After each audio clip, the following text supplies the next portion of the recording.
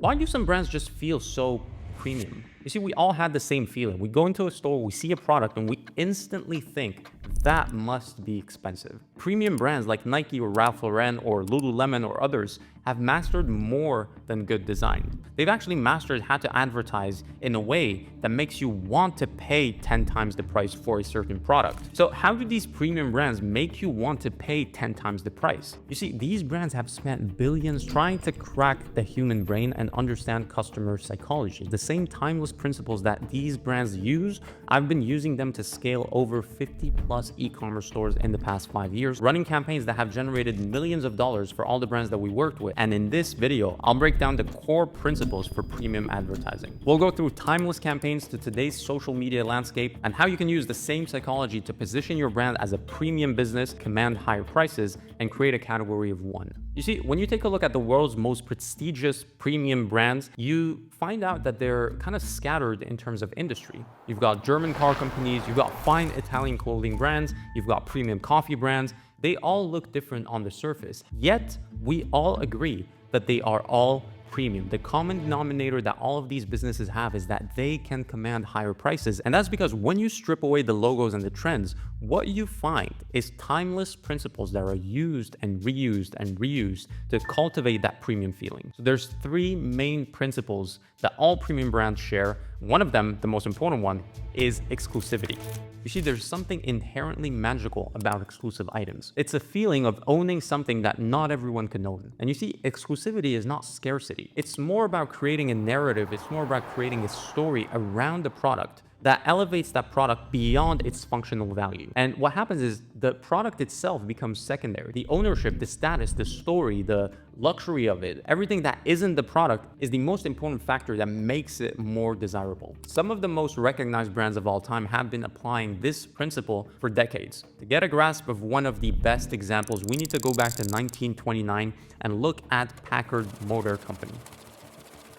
At the height of the 20th century, the automobile market was dominated by mass market manufacturers like Chevrolet and Ford. What happened is cars became more and more affordable, leaving little space to competitors. And so brands like Packard Motor Company were threatened to become irrelevant. And so this company, led by Henry Joy, took a very bold, counterintuitive approach. They launched a campaign for discriminating clientele. And the goal was to speak to a very niche sub-segment of the market that was valuing craftsmanship, the story behind the car, how it was made, the features, the benefits, all of the luxury that was in it. By using a very specific messaging pattern, what happened is Packard was appealing to the elites, and these elites represented a very unique space in a crowded market. The campaign obviously was a major success, and Packard is now remembered as one of the first companies to position a business or a brand not just as the product that it sells, but as the story and the prestige that it embodies. So exclusivity isn't about making your product scarce or telling people that it's out of stock. It actually comes from noticing that your product is actually better than the competition,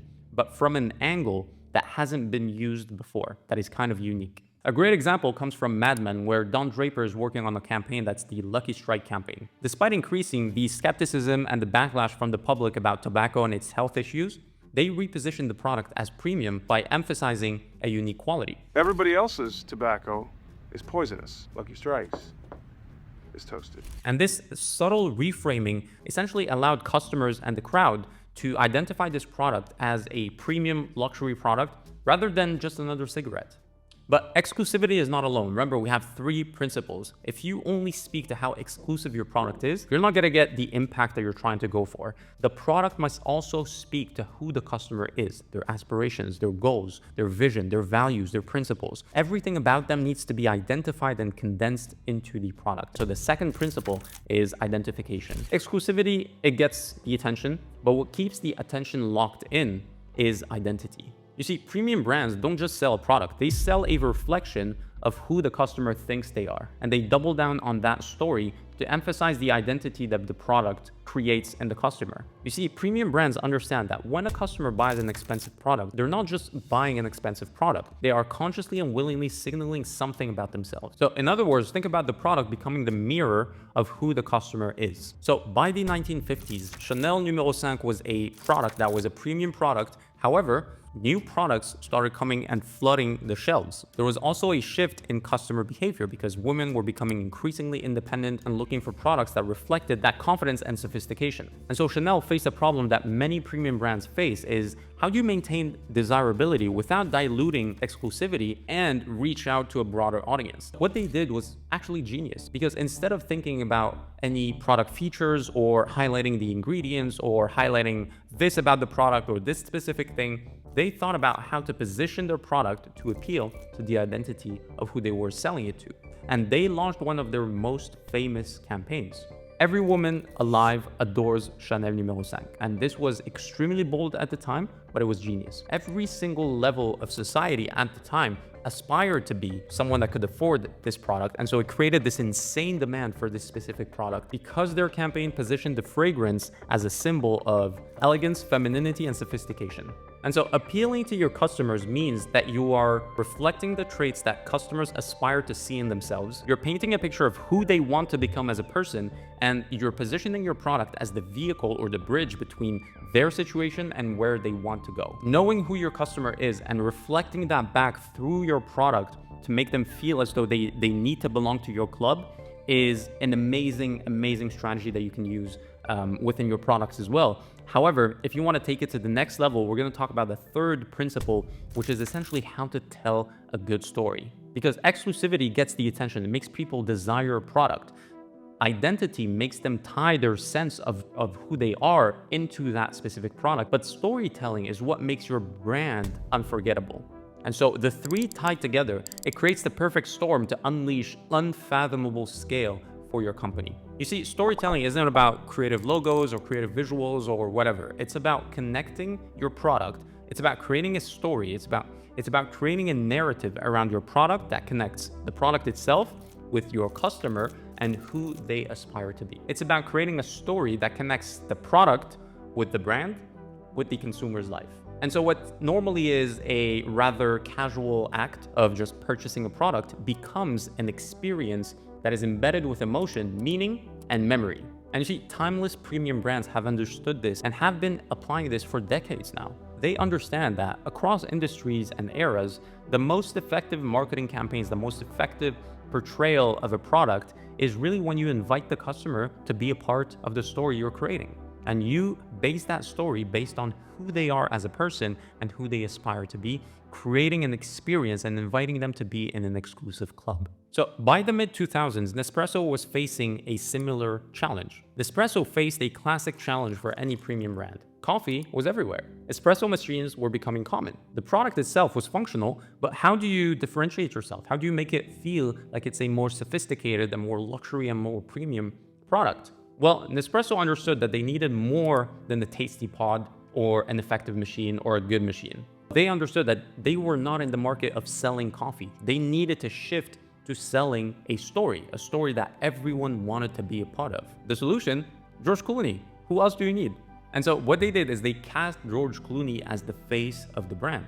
Someone who was sophisticated, witty, good-looking, a discerning coffee lover, someone that embodied the lifestyle that Nespresso wanted to communicate. And so Clooney wasn't just like your regular celebrity actor or just someone with a pretty face. He was literally the embodiment of the story Nespresso wanted to create. He was a symbol of the aspirations of the typical consumer of coffee. And so that's why every single commercial was extremely attractive. It was a story. It wasn't just an ad. You were looking at a story, an embodiment of what you wanted out of your life, and you were watching it live on TV. And the slogan, what else? It wasn't just another slogan. It was simple, it was memorable, and it reinforced the idea that Nespresso wasn't just a choice. It was a conscious decision for those who appreciate refinement and the good things in life.